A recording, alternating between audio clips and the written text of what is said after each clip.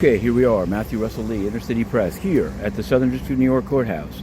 Today, Wednesday, November 26th, 2025, the day before Thanksgiving. Well, today at noon, there are filings due in the U.S. versus Ghislaine Maxwell case. Yes, it's a trial that was held here, and we live tweeted it, wrote a book about it. The book got banned for a while. More on that in a moment. But it's been reassigned from Judge Nathan to Judge Engelmeyer, and after the passage of the Epstein Files Transparency Act in D.C., the Department of Justice asked, both in the Epstein case and in the Maxwell case, they asked for a second time for unsealing. A schedule was set. Now, yesterday, as we reported, I think first reported, Judge Engelmeyer issued a second order because it dawned on him, or he realized, that the request is not just for the transcripts of the grand jury, but for all the discovery in the case. And since there was a trial, there's a lot of discovery. So he's asked for, by noon today, a filing from the government, and also from the government describing the scope of what they're seeking to unseal. And thereafter, the victims will be able to say they don't want it released. Now, how this plays into the timeline that was set in the Epstein File Transparency Act, I don't know. But what I do know is this. We're launching a new project today. As some may know from this morning vlog, the Ghislaine Maxwell book, Maxwell was unilaterally, without notice, taken down. That was in late October. 6 days of fighting got it restored. Now we fought 7 days to get our main social media output restored. And now, in going back over it to find some things that had been listed as unavailable, also searching the UN's website for Ghislaine Maxwell, knowing what we know and finding no records. That's under a UN photo, but still. We're launching a new project today.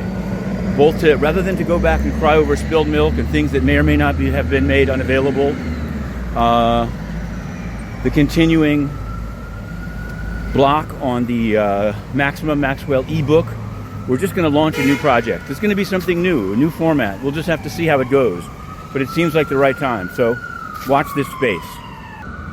Now, in other news, this morning, we're going to be covering at 10 a.m., I believe, a Second Circuit appeal by one of the two gunmen, maybe just robbers, who robbed Bling Bishop, Lamore Whitehead, while he preached and requested funds from his followers. He was apparently much jewelry taken.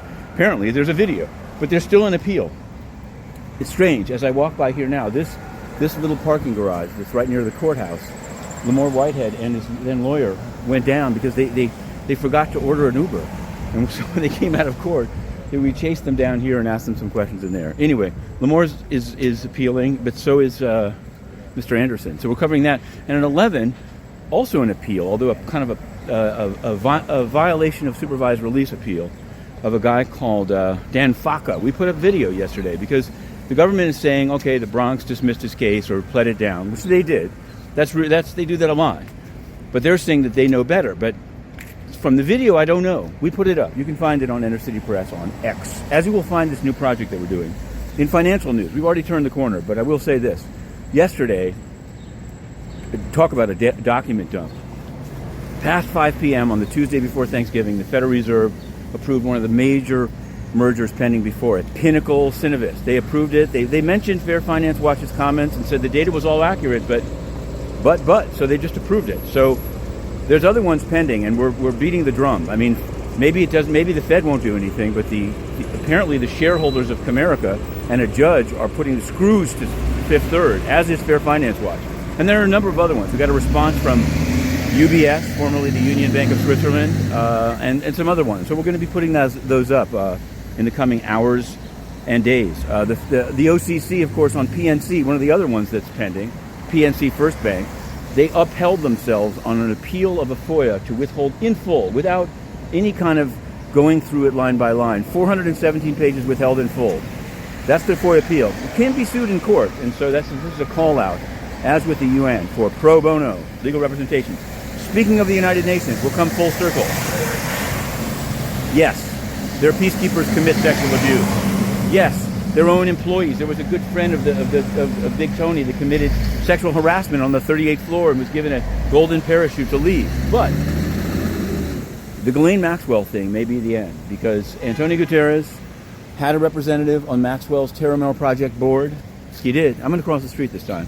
And it's never been explained. We've been banned ever since, but we're going to end that now. This is the year to end censorship. Inner City Press, to be continued.